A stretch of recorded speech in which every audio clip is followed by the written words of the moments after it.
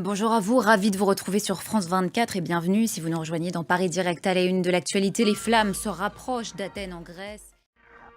C'est l'image marquante de ce lundi, la ville d'Athènes en Grèce entourée par les flammes. La Grèce qui est une habituée des incendies, chaque été elle est ravagée par les flammes. On écoute les explications de Jean-Pascal Van Piersel, climatologue. Cette question maintenant, quelle réponse de la Russie après cette première offensive ukrainienne sur son sol dans la région de Koursk? L'Ukraine qui commence donc tout juste à communiquer sur cette opération et qui subit toujours les assauts russes. Correspondance depuis Soumy à l'est de l'Ukraine avec Emmanuel Chaz.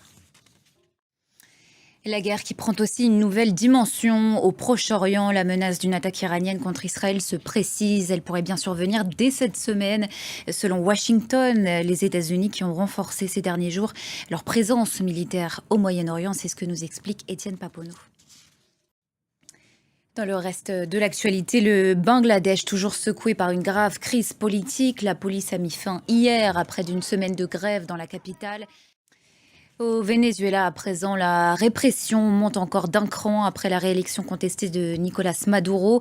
L'Assemblée nationale contrôlée par le pouvoir se réunit aujourd'hui à Caracas. Objectif voter une batterie de lois pour appuyer le chef de l'État. Certaines d'entre elles sont d'ores et déjà considérées comme liberticides par l'opposition. Marc Poupe.